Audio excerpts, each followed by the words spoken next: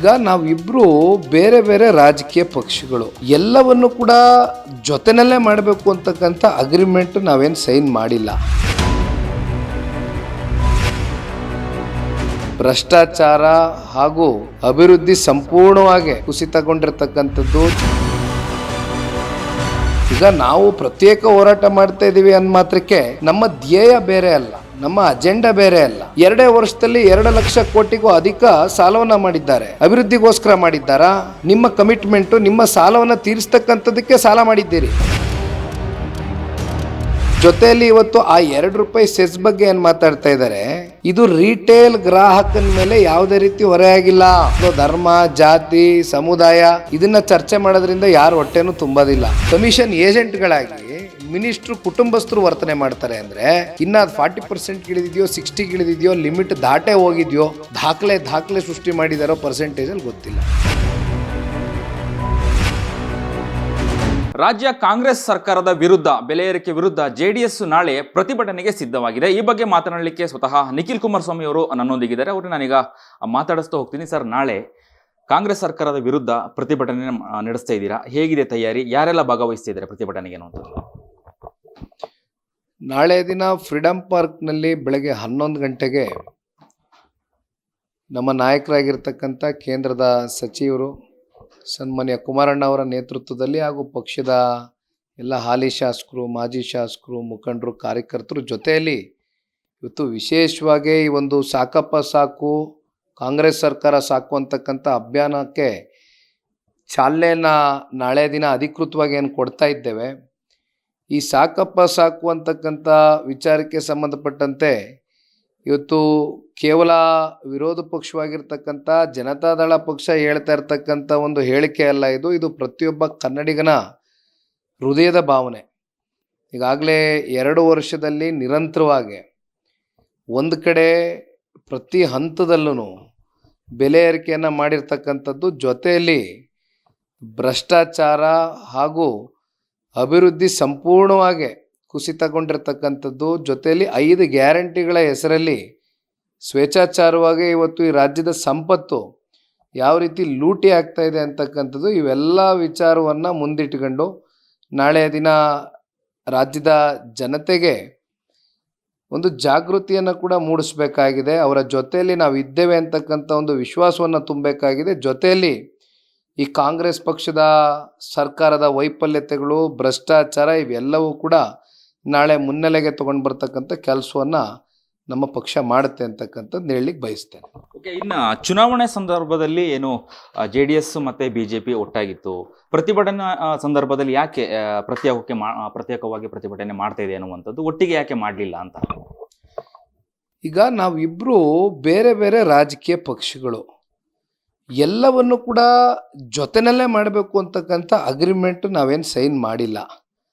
ಆದರೆ ಈಗ ಸದನದ ಒಳಗಡೆ ಈಗ ಯಾವುದೇ ವಿಚಾರಗಳು ಬಂದಂಥ ಸಂದರ್ಭದಲ್ಲಿ ನಮ್ಮ ಪಕ್ಷದ ಶಾಸಕ ಮಿತ್ರರು, ಭಾರತೀಯ ಜನತಾ ಪಾರ್ಟಿಯ ಶಾಸಕರ ಜೊತೆಗೂಡಿ ಅನೇಕ ಹೋರಾಟಗಳು, ಅನೇಕ ವಿಚಾರಗಳ ಬಗ್ಗೆ ಸದನದ ಒಳಗಡೆ ಪ್ರಸ್ತಾವನೆಯನ್ನು ಮಾಡಿದ್ದೇವೆ.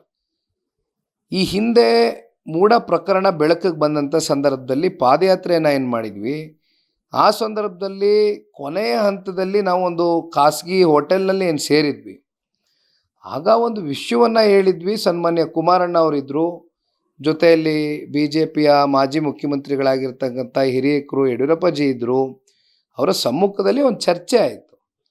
ಒಂದು ಕೋಆರ್ಡಿನೇಷನ್ ಕಮಿಟಿಯನ್ನು ಅತ್ಯಂತ ಬೇಗ ರಚನೆ ಮಾಡ್ತಕ್ಕಂಥದ್ದು ಸೂಕ್ತ. ಯಾಕೆಂದರೆ 2 ಪಕ್ಷದ ಮುಖಂಡರುಗಳಲ್ಲಿ ಶಾಸಕ ಮಿತ್ರರಿ ಒಂದು ಕೋಆರ್ಡಿಯಾಲಿಟಿ, ಜೊತೆಯಲ್ಲಿ ಒಂದು ಬಾಂಧವ್ಯ ಬೆಳೀತಕ್ಕಂಥದ್ದಕ್ಕೆ ಇನ್ನೂ ಒಂದು ಅನುಕೂಲವಾದಂಥ ವಾತಾವರಣ ಸೃಷ್ಟಿಯಾಗ್ತಕ್ಕಂಥ ಹಿನ್ನೆಲೆಯಲ್ಲಿ ನಾವೊಂದು ಕೋಆರ್ಡಿನೇಷನ್ ಕಮಿಟಿ ಮಾಡ್ತಕ್ಕಂಥದ್ದು ಸೂಕ್ತ ಅನ್ನೋದ್ರ ಬಗ್ಗೆ ಅಂತೂ ಚರ್ಚೆಯನ್ನು ಮಾಡಿದ್ದೇವೆ, ಪ್ರಸ್ತಾವನೆಯನ್ನು ಇಟ್ಟಿದ್ದೇವೆ. ಅಂದರೆ ಮುಂದಿನ ದಿನಗಳಲ್ಲಿ ಇವೆಲ್ಲವನ್ನು ಮಾಡ್ಕೊಂಡು ಒಟ್ಟಾಗಿ ಹೋಗ್ತೇವೆ. ಆದರೆ ಈಗ ನಾವು ಪ್ರತ್ಯೇಕ ಹೋರಾಟ ಮಾಡ್ತಾ ಇದ್ದೀವಿ ಅಂದ ಮಾತ್ರಕ್ಕೆ ನಮ್ಮ ಧ್ಯೇಯ ಬೇರೆ ಅಲ್ಲ, ನಮ್ಮ ಅಜೆಂಡಾ ಬೇರೆ ಅಲ್ಲ. ಇವತ್ತು ಅವರು ಬೆಲೆ ಏರಿಕೆ ವಿಚಾರಕ್ಕೆ ಸಂಬಂಧಪಟ್ಟಂತೆ ಪಕ್ಷದ ವತಿಯಿಂದ ಅವರು ಹೋರಾಟವನ್ನು ಮಾಡ್ತಾ ಇದ್ದಾರೆ. ಇವತ್ತು ನಾವೊಂದು ರಾಜಕೀಯ ಪಕ್ಷವಾಗಿ, ಅದರಲ್ಲೂ ಒಂದು ಹೋರಾಟದ ಹಿನ್ನೆಲೆಯಲ್ಲಿ ಸ್ಥಾಪಿತಗೊಂಡಿರ್ತಕ್ಕಂಥ ಈ JDSನ ಪಕ್ಷ ಈಗ ಹೋರಾಟ ಅಂತಕ್ಕಂಥದ್ದು ನಮಗೇನು ಹೊಸದಲ್ಲ. ಇದು ಸನ್ಮಾನ್ಯ ದೇವೇಗೌಡರು ಸಾಹೇಬರು ರಕ್ತಗತವಾಗಿ ರೂಢಿಸ್ಕೊಂಡಿರ್ತಕ್ಕಂಥದ್ದು. ಸುದೀರ್ಘವಾದಂಥ 64 ವರ್ಷದ ರಾಜಕಾರಣದ ಬದುಕಿನ ಉದ್ದಗಲಕ್ಕೂ ಕೂಡ ಹೋರಾಟವೇ ಅವರು ಮೈಗೆ ರೂಢಿಸ್ಕೊಂಡು ಇಲ್ಲಿವರೆಗೂ ಈ ಪಕ್ಷ ಕಟ್ಕೊಂಡು ಬಂದಿರತಕ್ಕಂಥದ್ದು. ಹಾಗಾಗಿ ನಮ್ಮ ಜವಾಬ್ದಾರಿಗಳು, ನಮ್ಮ ಕರ್ತವ್ಯಗಳು ಜಾಸ್ತಿ ಇದೆ. ಈ ರಾಜ್ಯದ ಜನತೆಯ ಪರವಾಗಿ ಎರಡೂ ಪಕ್ಷಗಳು ಇವತ್ತು ರಾಜ್ಯದ ಜನತೆಯ ಕಣ್ ತೆರಳಿಸ್ತಕ್ಕಂಥ ಕೆಲಸವನ್ನು ಮಾಡಬೇಕಾಗಿದೆ. ನಾವು ಮಾಡ್ತಾ ಇದ್ದೇವೆ, ಅಷ್ಟೇ ಬಿಟ್ಟರೆ ಬೇರೆ ಇನ್ನೇನಿಲ್ಲ. ಇನ್ನು ಬಿಜೆಪಿ ಏನು ರಾಜ್ಯ ಸರ್ಕಾರದ ವಿರುದ್ಧ, ಬೆಲೆ ಏರಿಕೆ ವಿರುದ್ಧ ಅಹೋರಾತ್ರಿ ಪ್ರತಿಭಟನೆಯನ್ನು ಮಾಡ್ತು. ಪ್ರತಿಭಟನೆ ಮಾಡಿದ್ದ ದಿನನೇ ಕೇಂದ್ರ ಸರ್ಕಾರ ಗ್ಯಾಸ್ ಬೆಲೆ ರೇಟ್ ಜಾಸ್ತಿ ಮಾಡ್ತು, ಡೀಸೆಲ್ಲು ಪೆಟ್ರೋಲು ಸುಂಕವನ್ನು ಹೆಚ್ಚಿಳುತ್ತೆ. ಈಗ ಅದೊಂದು ಅಸ್ತ್ರ ಆಯ್ತಾ ಅಂತ ಹೇಳಿ ಕೇಂದ್ರ ಸರ್ಕಾರ ಮಾಡಿರುವಂತಹ ಬೆಲೆ ಏರಿಕೆ ಈಗ ಕಾಂಗ್ರೆಸ್ಸಿಗೆ ಅಂತ. ಈಗ ಕಳೆದ UPA ಗೌರ್ಮೆಂಟಲ್ಲಿ ಇವತ್ತು ನಮ್ಮ ಮುಂದೆ ಇಲ್ಲ. ಅವರು ಮನಮೋಹನ್ ಸಿಂಗ್ ಜಿ ನೇತೃತ್ವದ UPA ಗೌರ್ಮೆಂಟಲ್ಲಿ up to 2014 LPG gas cylinder ಬೆಲೆ 1241 ರೂಪಾಯಿ ಇತ್ತು. ಈಗ ಎಷ್ಟಿದೆ? 854 ರೂಪಾಯಿಗೆ ಹೋಗಿದೆ. ನೀವು ಆ ರೀತಿ ನೀವು ಕಂಪ್ಯಾರಿಟಿವ್ ಪ್ರೈಸಸ್ ಮಾಡ್ತಕ್ಕಂಥದ್ದಾದರೆ ಈಗಲೂ ಕೂಡ ಆಗಿದ್ದಂಥ ಬೆಲೆ ಮುಟ್ಟಿಲ್ಲ, ಇಳಿಕೆನೇ ಇದೆ, 350 ರೂಪಾಯಿ ಕಮ್ಮಿನೇ ಇದೆ. ಜೊತೆಯಲ್ಲಿ ಇವಾಗ ಈ ಸೆಸ್ ಬಗ್ಗೆ ಏನು ಮಾತಾಡ್ತಾರೆ, 2 ರೂಪಾಯಿ. ಈ ಹಿಂದೆ UPA ಗೌರ್ಮೆಂಟಲ್ಲಿ ಆಯಿಲ್ ಬಾಂಡ್ಸ್ಗೆ ಅಂತ 2 ಲಕ್ಷಕ್ಕೂ ಹೆಚ್ಚು ಕೋಟಿ ಅಧಿಕ ಸಾಲ ತಗೊಂಡಿದ್ರು. ಈ ಸಾಲದ ಹೊರೆ ಯಾವಾಗ NDAಗೆ ನಮ್ಮ ನರೇಂದ್ರ ಮೋದಿಜಿಯವರು ಕಾಲಿಟ್ಟಂಥ ಸಂದರ್ಭದಲ್ಲಿ, NDA ರಚನೆ ಆಗಿದ್ದ ಸಂದರ್ಭದಲ್ಲಿ 2 ಲಕ್ಷ ಕೋಟಿ ಆ ಆಯಿಲ್ ಬಾಂಡ್ಸ್ನ ಸಾಲ ತೀರಿಸಬೇಕಾಗಿತ್ತು. ಜೊತೆಯಲ್ಲಿ ಇವತ್ತು ಆ 2 ರೂಪಾಯಿ ಸೆಸ್ ಬಗ್ಗೆ ಏನು ಮಾತಾಡ್ತಾ ಇದ್ದಾರೆ, ಇದು ರಿಟೇಲ್ ಗ್ರಾಹಕನ ಮೇಲೆ ಯಾವುದೇ ರೀತಿ ಹೊರೆ ಆಗಿಲ್ಲ. ಅದನ್ನು ಅರ್ಥ ಮಾಡ್ಕೋಬೇಕಾಗಿದೆ. ಆದರೆ 2 ವರ್ಷದಲ್ಲಿ ರಾಜ್ಯ ಸರ್ಕಾರ ಒಂದು ಕಡೆ 3 ರೂಪಾಯಿ ಡೀಸೆಲ್ ಬೆಲೆ ಏರಿಕೆ ಮಾಡಿದೆ, ಇನ್ನೊಂದು ಕಡೆ 2 ರೂಪಾಯಿ ಪೆಟ್ರೋಲ್ ಬೆಲೆ ಏರಿಕೆ ಮಾಡಿದೆ. ಇಟ್ ಈಸ್ ನೇರವಾಗಿ ಇವತ್ತು ಈ ನಾಡಿನ ಗ್ರಾಹಕನ ಮೇಲೆ ಹೊರೆ ಆಗಿದೆ. ಇದು ರಿಟೇಲ್ ಪ್ರೈಸಿಂಗು ನಮ್ಗೆ ಹೊರೆ ಆಗಿಲ್ಲ ಇವತ್ತು ಈ ರಾಜ್ಯದ ಗ್ರಾಹಕನ ಮೇಲೆ ಅಂತಕ್ಕಂಥದ್ದನ್ನು ಕೂಡ ಹೇಳಬೇಕಾಗ್ತದೆ. ಸುಮ್ಮನೆ ತಿರ್ಸ್ತಕ್ಕಂಥ ಕೆಲಸ ಬೇಡ. ಆಮೇಲೆ ಈಗ ಅವರೇನೋ ಮಾಡಿದ್ದಾರೆ ಅಂತಕ್ಕಂಥದ್ದನ್ನ ಹೇಳೋದಕ್ಕಿಂತ ಈಗ 138 ಶಾಸಕರನ್ನ ಹೊಂದಿರತಕ್ಕಂಥ ಈ ಪಕ್ಷ ಇವ್ರು ಏನು ಮಾಡ್ಕೊಂಬಂದಿದ್ದಾರೆ 2 ವರ್ಷದಲ್ಲಿ? 5 ಗ್ಯಾರಂಟಿಗಳ ಹೆಸರಲ್ಲಿ ಹೋಗಲಿ, ಕನಿಷ್ಠ ಪಕ್ಷ ಗ್ಯಾರಂಟಿಗಳನ್ನಾದರೂ ಜನಗಳಿಗೆ ಮುಟ್ಟಿಸ್ಲಿಕ್ಕಾಗಿದೆಯಾ ಇಲ್ಲಿವರೆಗೂ? ಅದರಲ್ಲೂ ವಿಫಲರಾಗಿದ್ದಾರೆ. 2 ವರ್ಷದಲ್ಲಿ 2 ಲಕ್ಷ ಕೋಟಿಗೂ ಅಧಿಕ ಸಾಲವನ್ನು ಮಾಡಿದ್ದಾರೆ. ಅಭಿವೃದ್ಧಿಗೋಸ್ಕರ ಮಾಡಿದ್ದಾರಾ? ನಿಮ್ಮ ಕಮಿಟ್ಮೆಂಟು, ನಿಮ್ಮ ಸಾಲವನ್ನು ತೀರಿಸ್ತಕ್ಕಂಥದ್ದಕ್ಕೆ ಸಾಲ ಮಾಡಿದ್ದೀರಿ. ಸ್ವತಂತ್ರ ಬಂದಾಗಿಂದ 75 ವರ್ಷದಿಂದ 5 ಲಕ್ಷ ಕೋಟಿ ಸಾಲ ಇತ್ತು. 16ನೇ ಬಡ್ಜೆಟ್ನ ಮಂಡನೆ ಮಾಡ್ತಾ ಇದ್ದೇವೆ, ದೊಡ್ಡ ಗಾತ್ರದ ಬಡ್ಜೆಟ್ನ ಮಂಡನೆ ಮಾಡ್ತಾ ಇದ್ದಾರೆ ಈ ರಾಜ್ಯದ ಮುಖ್ಯಮಂತ್ರಿಗಳು, ಅತ್ಯಂತ ಅನುಭವಿಗಳು ಅಂತ ಹೇಳಿದ್ರಿ. 4 ಲಕ್ಷ ಕೋಟಿಗೂ ಅಧಿಕ ಬಡ್ಜೆಟ್ನ ಕೊಟ್ಟಿದ್ದೀವಿ ಅಂತ ನಿಮಗೆ ನೀವು ಬೆನ್ನು ತಟ್ಕೊಂಡ್ರಿ. ಅದು ಅಧಿಕ ಬಡ್ಜೆಟ್ ಹೋಗಿರ್ತಕ್ಕಂಥದ್ದು ಕಾರಣ ಈ ರಾಜ್ಯದ ಸಂಪತ್ತು ಭಾಳ ಸಂಪತ್ಭರಿತವಾದಂಥ ರಾಜ್ಯ ಇದು, ಹಾಗಾಗಿ ಹೋಗಿದೆ. ಬಟ್ ಸಾಲ ಎಷ್ಟು ಮಾಡಿದ್ದೀರಿ? ಸಾಲ ಯಾತಕ್ಕೋಸ್ಕರ ಮಾಡಿದ್ದೀರಿ? ಎಷ್ಟು ಡೆಫಿಸಿಟಲ್ಲಿ ಇದೆ ಇವತ್ತು ಸರ್ಕಾರದ ಖಜಾನೆ? ಇದನ್ನೇ ಹೇಳಬೇಕಲ್ವಾ. ಇನ್ನು ಸರ್ಕಾರಿ ಗುತ್ತಿಗೆಯಲ್ಲಿ ಮುಸ್ಲಿಮರಿಗೆ 4% ಮೀಸಲಿಟ್ಟಿರೋದನ್ನು BJP ಬಹಳ ಗಂಭೀರವಾಗಿ ಆರೋಪ ಮಾಡ್ತಿದೆ. JDS ಏನಾದರೂ ನಾಳೆ ಅದ್ರ ಬಗ್ಗೆ ಧ್ವನಿ ಎತ್ತುತ್ತಾ, ಏನಾದರೂ ಆ ಪ್ರತಿಭಟನೆ ಸಂದರ್ಭದಲ್ಲಿ ಅದ್ರ ಬಗ್ಗೆ ಅದ್ರ ವಿರುದ್ಧವಾಗಿ ಚರ್ಚೆ ಮಾಡುತ್ತಾ ಅನ್ನುವಂಥದ್ದು? ಸರ್, ಈಗ 2017ರಲ್ಲಿ ಇಂದಿನ ಮುಖ್ಯಮಂತ್ರಿಗಳು 2017ರಲ್ಲೂ ಕೂಡ ಅವ್ರದ್ದೇ ಸರ್ಕಾರ ಇದ್ದಿದ್ದು. ಆ ಸಮಯದಲ್ಲಿ ಪರಿಶಿಷ್ಟ ಜಾತಿ ಪರಿಶಿಷ್ಟ ವರ್ಗಕ್ಕೆ SCಗೆ ಅದೆಷ್ಟೋ 17.5%, ST ಸಮುದಾಯಕ್ಕೆ 7% ಅಂತ ಗುತ್ತಿಗೆಯಲ್ಲಿ ಮೀಸಲಾತಿ ಕೊಟ್ಕೊಂಡ್ರು. ಅವತ್ತು 50 ಲಕ್ಷ ಇತ್ತು ವೆಚ್ಚ. ಅದನ್ನು ಇತ್ತೀಚೆಗೆ ಬಂದು 1 ಕೋಟಿಗೂ ಕೂಡ ಏರಿಸಿದ್ದಾರೆ ಆ ವೆಚ್ಚವನ್ನು. ಆದರೆ ಈಗ ಸರ್ಕಾರ ಈ ಪರಿಶಿಷ್ಟ ಜಾತಿ ಪರಿಶಿಷ್ಟ ಪಂಗಡದ ಯುವ ಸಮುದಾಯಕ್ಕೆ ಇವತ್ತೇನು ನಾವು ಮೀಸಲಾತಿ ಕೊಟ್ಟಿದ್ವಿ ಅಂತ ಹೇಳ್ತಾರೆ, ಇವತ್ತು ಎಷ್ಟರ ಮಟ್ಟಕ್ಕೆ ಯುವಕರನ್ನ, ಆ ಸಮುದಾಯದ ಯುವಕರನ್ನ ಆರ್ಥಿಕವಾಗಿ ಸಬಲರಾಗಿ ಮಾಡಿದ್ದಾರೆ ಅಂತಕ್ಕಂಥ ಅಂಕಿಅಂಶ ಇವತ್ತು ಸರ್ಕಾರದಲ್ಲಿ ಇರಬೇಕಲ್ಲ. ಅದರ ಶ್ವೇತಪತ್ರ ಹೊರಡಿಸ್ಲಿಕ್ಕೆ ಇವತ್ತು ಸರ್ಕಾರ ಮಾಡ್ಬೋದಲ್ಲ. ಎಷ್ಟು ಜನನ ನೀವು ಆರ್ಥಿಕವಾಗಿ ಸಬಲರು ಮಾಡಿದ್ದೀರಿ? ಸುಮ್ಮನೆ ನಾವು ಹೌದು 4% ರಿಸರ್ವೇಷನ್ ಕೊಟ್ವಿ. ನಾನು ಯಾವುದೇ ಧರ್ಮದ ವಿರೋಧಿ ಅಲ್ಲ. ನಾವೆಲ್ಲ ಮಾನವರು, ಮನುಷ್ಯ ಧರ್ಮನ ನಾವೆಲ್ಲ ಪಾಲಿಸ್ತಕ್ಕಂಥದ್ದು. ಇಲ್ಲಿ ಯಾವುದೋ ಧರ್ಮ, ಜಾತಿ, ಸಮುದಾಯ ಇದನ್ನು ಚರ್ಚೆ ಮಾಡೋದ್ರಿಂದ ಯಾರು ಹೊಟ್ಟೆನೂ ತುಂಬೋದಿಲ್ಲ. ಇನ್ನೂ ಒಂದು ಪಾಯಿಂಟ್ ಹೇಳಿದ್ರು ಮುಖ್ಯಮಂತ್ರಿಗಳು, ಯಾವಾಗ ಇದೊಂದು ಸ್ವಲ್ಪ 4% ರಿಸರ್ವೇಷನ್ನು ಮುಸಲ್ಮಾನರು ಕೊಟ್ಟರು ಮಾಡಿದ್ರು ಅಂತ ನಮ್ಮ ಮಿತ್ರ ಪಕ್ಷ ಚರ್ಚೆ ಮಾಡಿದರು. ಇಲ್ಲ, ನಾವು ಬರೀ ಮುಸಲ್ಮಾನರು ಕೊಟ್ಟಿರುವಂಥದ್ದಲ್ಲ, ನಾವು ಇದರೊಳಗಡೆ ಮೈನಾರಿಟೀಸ್ ಅಂದರೆ ಕ್ರೈಸ್ತರು ಬರ್ತಾರೆ, ಬೌದ್ಧರು ಬರ್ತಾರೆ, ಜೈನರು ಬರ್ತಾರೆ ಅಂದರು. ಬಟ್ 2Bನಲ್ಲಿ ಬರೋದು ಯಾರು? 2B ಒಳಗಡೆ ಬರೋದು ಯಾರು? ನಾವು ಅರ್ಥ ಮಾಡ್ಕೊಂಡಿದ್ದೀವಿ. ಕೆಟಗರಿ ನಾವು ಓದಿದ್ದೀವಿ, ಯಾವ್ಯಾವ ಕೆಟಗರಿಲಿ ಯಾರ್ಯಾರು ಬರ್ತಾರೆ, ಯಾವ್ಯಾವ ಜಾತಿಗಳು ಬರುತ್ತೆ, ಯಾವ ಧರ್ಮ ಬರುತ್ತೆ. ಥರ ಸುಮ್ಮನೆ ದಿಕ್ಕನ್ನು ತಪ್ಪಿಸ್ತಕ್ಕಂಥ ಕೆಲಸ ಮಾಡಬಾರ್ದು. ಎಷ್ಟು ಜನಕ್ಕೆ ನೀವು ಇದನ್ನು ಕೊಟ್ಟು, ಈಗ ಆಯಿತು 1 ಕೋಟಿ ರೂಪಾಯಿ ಎಷ್ಟೆಲ್ಲ ಮಾಡಿದ್ದೀರಾ ಅಂತ ಹೇಳ್ತೀರಿ, 4% ರಿಸರ್ವೇಷನ್ ಕೊಟ್ಟಿದ್ದೀರಾ ಅಂತಲೇ ಹೇಳ್ತೀರಿ. ಬಟ್ ಮುಂದಿನ ದಿನಗಳಲ್ಲಿ ನೋಡೋಣ ಆ ಸಮುದಾಯಕ್ಕೆ ಎಷ್ಟು ಜನಕ್ಕೆ ಇವ್ರು ಸಬಲರಾಗಿ ಮಾಡ್ತಾರೆ ಆರ್ಥಿಕವಾಗಿ ಅನ್ನೋದು ಕಾದು ನೋಡೋಣ. ಯಾಕೆಂದರೆ ಹಿಂದೆ ಕೊಟ್ಟಿದ್ರು, SC/STಗೂ ಕೊಟ್ಟಿದ್ದೀನಿ ಅಂತ ಬೆನ್ನು ತಟ್ಕೊಂಡ್ರು. ಬಟ್ ಆ ಸಮುದಾಯದ ಯುವಕರಿಗೆ ಎಷ್ಟು ಆರ್ಥಿಕವಾಗಿ ಸಬಲರಾಗಿ ಮಾಡಿದ್ದಾರೆ ಅಂತ ಶ್ವೇತಪತ್ರ ಇಲ್ಲಿವರೆಗೂ ಹೊರಡಿಸಿಲ್ಲ. ಅಂಕಿಅಂಶ ಇರಲೇಬೇಕಲ್ಲ ಸರ್ಕಾರದಲ್ಲಿ. ನೋಡೋಣ ಬನ್ನಿ. ಇನ್ನೇನು ಜಾತಿ ಗಣತಿಯನ್ನ ಮುನ್ನೆಲೆಗೆ ತಗೊಂಡ್ಬಂದಿರೋದು ಕ್ಯಾಬಿನೆಟಲ್ಲಿ ಚರ್ಚೆ ಆಗ್ತಿದೆ. ಮುಂದಿನ ವಾರ ಅದನ್ನ ಜನತೆ ಮುಂದೆ ಇಡುವಂತಹ ಪ್ರಸ್ತಾಪ ಮಾಡ್ತಿದೆ ಸರ್ಕಾರ. ಜಾತಿ ಗಣತಿ ವರದಿ ತಯಾರಾಗಬೇಕು ಅಂತ ನಿರ್ಧಾರ ತಗೊಂಡಿದ್ದು ಹತ್ತತ್ರ 1 ದಶಕ ಕಳೆದಿದೆ. ಐ ಥಿಂಕ್ 2013ರಲ್ಲಿ ಕಾಂತರಾಜು ವರದಿ ಮೂಲಕ ಸಮೀಕ್ಷೆಯನ್ನು ಮಾಡಲಿಕ್ಕೆ ಪ್ರಾರಂಭ ಮಾಡಿದರು. ಇಲ್ಲಿವರೆಗೂ 100 ಕೋಟಿನೋ 150 ಕೋಟಿನ ಹಣಕಾಸು ಕೂಡ ಖರ್ಚು ಮಾಡಿದ್ದಾರೆ. ಬಹುಶಃ ವರದಿ ರಿಪೋರ್ಟು ಈಗಾಗಲೇ ಸರ್ಕಾರದ ಅಡಿಯಲ್ಲಿ ಇದೆ ಅಂತಕ್ಕಂಥದ್ದು ನಾವೆಲ್ಲ ಅಂದ್ಕೊಂಡಿದ್ದೇವೆ. ಇವತ್ತು ಬೆಳಗ್ಗೆಯಿಂದ ಅದು ಅತ್ಯಂತ ಗಂಭೀರವಾಗಿ ಚರ್ಚೆ ಆಗ್ತಾ ಇದೆ. ಜೊತೆಯಲ್ಲಿ ಸಚಿವ ಸಂಪುಟದಲ್ಲೂ ಕೂಡ ಮುಖ್ಯಮಂತ್ರಿಗಳ ಸಭೆಯಲ್ಲಿ ಚರ್ಚೆ ಆಗಿದೆ. ಆದರೆ ಅದನ್ನು ಮುಂದೂಡಿಕೆ ಮಾಡ್ಕೊಂಡು ಹೋಗಿದ್ದಾರೆ ಅಂತಕ್ಕಂಥದ್ದು ಮಾಧ್ಯಮದಲ್ಲಿ ಈಗ ತಾನೇ ನೋಡ್ತಾ ಇದ್ದೆ.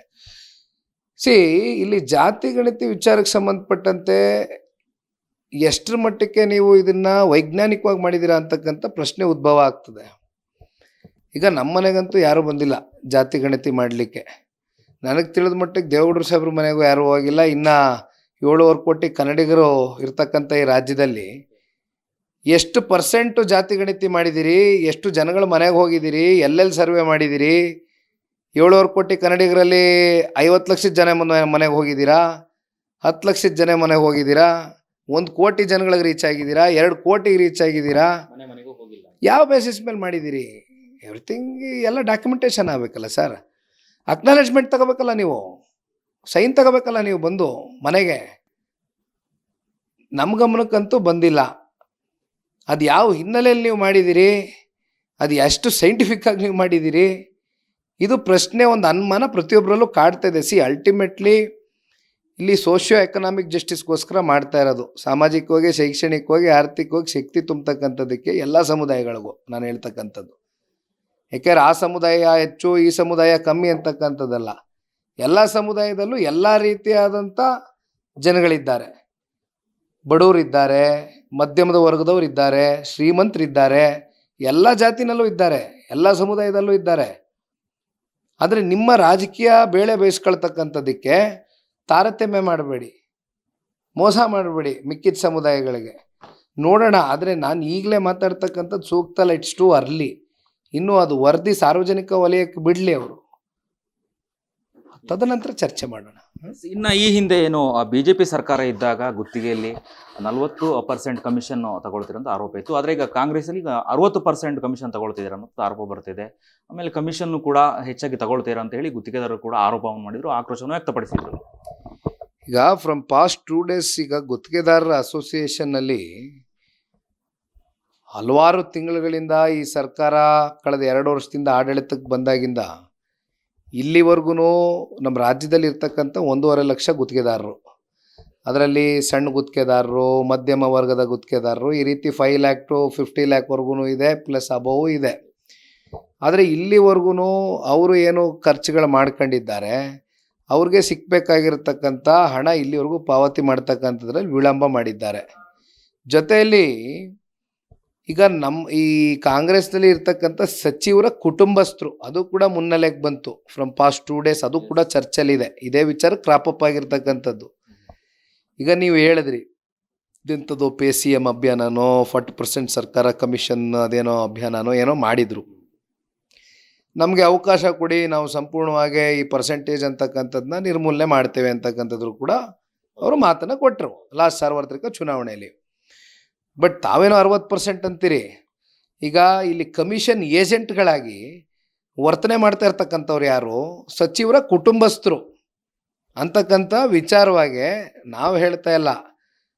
ಈಗ ನಮ್ಮ ಗುತ್ತಿಗೆದಾರರ ಅಸೋಸಿಯೇಷನ್ ಇದಾರಲ್ಲ, ಆ ಕಡೆಯಿಂದ ಬಂದಿರತಕ್ಕಂಥ ವಿಚಾರ. ಈಗ ಅವ್ರಿಗಿಂತ ಚೆನ್ನಾಗಿ ಗೊತ್ತಾ ಯಾರ ಕಡೆಯಿಂದ ಪಾಪ ಅವ್ರಿಗೆ ತೊಂದರೆ ಆಗ್ತಾಯಿದೆ ಅಂತ ಅವರೇ ಬಹಿರಂಗವಾಗಿ ಹೇಳಿದ್ದಾರೆ ಬಂದು. ಕಮಿಷನ್ ಏಜೆಂಟ್ಗಳಾಗಿ ಮಿನಿಸ್ಟ್ರು ಕುಟುಂಬಸ್ಥರು ವರ್ತನೆ ಮಾಡ್ತಾರೆ ಅಂದರೆ ಇನ್ನು ಅದು 40% ಇಳಿದಿದೆಯೋ 60 ಇಳಿದಿದೆಯೋ, ಲಿಮಿಟ್ ದಾಟೇ ಹೋಗಿದೆಯೋ, ದಾಖಲೆ ಸೃಷ್ಟಿ ಮಾಡಿದಾರೋ ಪರ್ಸೆಂಟೇಜಲ್ಲಿ ಗೊತ್ತಿಲ್ಲ. ಇನ್ನು ಕೊನೆಯದಾಗಿ ನಾಳೆ ನಡೆಯುವಂತಹ ಪ್ರತಿಭಟನೆ ರ್ಯಾಲಿಯಲ್ಲಿ ಯಾರೆಲ್ಲ ಹಿರಿಯ JDS ಮುಖಂಡರು ಭಾಗವಹಿಸ್ತಾರೆ, ಎಷ್ಟು ಗಂಟೆ ಪ್ರಾರಂಭವಾಗುವಂಥದ್ದು ಆಗತ್ತೆ, ನಾಳೆ ಏನಾದರೂ ಮುತ್ತಿಗೆ ಹಾಕುವಂಥದ್ದು ಏನಾರು ಆಗತ್ತಾ ಅನ್ನುವಂಥದ್ದು? ಈಗ ನಾಳೆ ದಿನ ಕೇಂದ್ರದ ಸಚಿವರು ನಮ್ಮ ನಾಯಕರಾಗಿರ್ತಕ್ಕಂಥ ಕುಮಾರಣ್ಣ ಅವರ ನೇತೃತ್ವದಲ್ಲಿ ಮಾಡ್ತಾ ಇದ್ದೇವೆ. ಪಕ್ಷದ ಎಲ್ಲ ಹಾಲಿ ಶಾಸಕರು, ಮಾಜಿ ಶಾಸಕರು, ರಾಜ್ಯಾದ್ಯಂತ ಎಲ್ಲ ನಮ್ಮ ಪಕ್ಷದ ಮುಖಂಡರುಗಳು, ಕಾರ್ಯಕರ್ತ ಬಂಧುಗಳು ಎಲ್ಲರೂ ಬರ್ತಾ ಇದ್ದಾರೆ. ಅಷ್ಟೇ ಅಲ್ಲ, ಇವತ್ತು ನಾನು ತಮ್ಮ ಮಾಧ್ಯಮದ ಮೂಲಕ ಕೇಳ್ತಕ್ಕಂಥದ್ದಿಷ್ಟೇ, ಇವತ್ತು ಸಾಕಪ್ಪ ಸಾಕು, ಕಾಂಗ್ರೆಸ್ ಸರ್ಕಾರ ಸಾಕು ಅಂತಕ್ಕಂಥ ಭಾವನೆ ಪ್ರತಿಯೊಬ್ಬ ಕನ್ನಡಿಗನ ಹೃದಯದಲ್ಲಿ ಈಗಾಗಲೇ ಮನೆಯಲ್ಲಿ ಚರ್ಚೆ ಪ್ರಾರಂಭ ಆಗಿದೆ.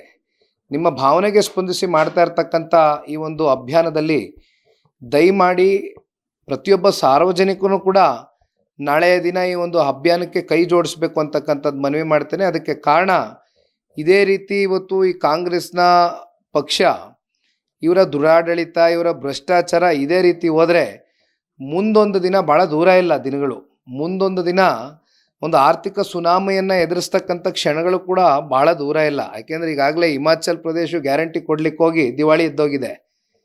ತೆಲಂಗಾಣ ರಾಜ್ಯದ ಮುಖ್ಯಮಂತ್ರಿಗಳಿಗಾಗಲೇ ಹೇಳಿದ್ದಾರೆ, ನಾನೇನೋ ಅಂದ್ಕೊಂಡು ನಾನು ಪ್ರಣಾಳಿಕೆಯಲ್ಲಿ ಮಾತು ಕೊಟ್ಬಿಟ್ಟೆ, ಆದರೆ ನನಗೆ ಫುಲ್ಫಿಲ್ ಮಾಡಲಿಕ್ಕೆ ಇವತ್ತು ಹಣಕಾಸಿಲ್ಲ ಖಜಾನೆಯಲ್ಲಿ ಅಂತ. ಅದೇ ರೀತಿ ಅದೇ ಪರಿಸ್ಥಿತಿ ಕರ್ನಾಟಕ ರಾಜ್ಯನೂ ಇನ್ನೇನು ಬರ್ತಾ ಇದ್ದಾರೆ. ಭಾಳ ದೂರ ಇಲ್ಲ ದಿನಗಳು, ಆರ್ಥಿಕ ದಿವಾಳಿ ಹೇಳ್ತಕ್ಕಂಥದ್ರಲ್ಲಿ ಯಾವುದೇ ಸಂಶಯ ಇಲ್ಲ. ಅದಕ್ಕಿಂತ ಮುಂಚಿತವಾಗಿ ನಾವೆಲ್ಲ ಎಚ್ಚೆತ್ಕೊಳ್ಬೇಕಾಗ್ತದೆ. ಸಾರ್ವಜನಿಕರ ಪರವಾಗಿ ಈ ಒಂದು ಹೋರಾಟ ಕೈಗೊಂಡಿದ್ದೇವೆ. ದಯಮಾಡಿ ಎಲ್ಲರೂ ಬರಬೇಕು, ಈ ಒಂದು ಹೋರಾಟಕ್ಕೆ ಪಾಲ್ಗೊಳ್ಳಬೇಕು ಅಂತ ಕೇಳ್ಕೊಳ್ತೇವೆ. ಇದಿಷ್ಟು ನಿಖಿಲ್ ಕುಮಾರಸ್ವಾಮಿ ಅವರ ಮಾತಾಗಿತ್ತು. ಕ್ಯಾಮರಾ ಪರ್ಸನ್ ಉಲ್ಲಾಸ್ ಜೊತೆ ಅಭಿಜಿತ್ ಗಣೇಶ್, ಕರ್ನಾಟಕ ಟಿವಿ, ಬೆಂಗಳೂರು.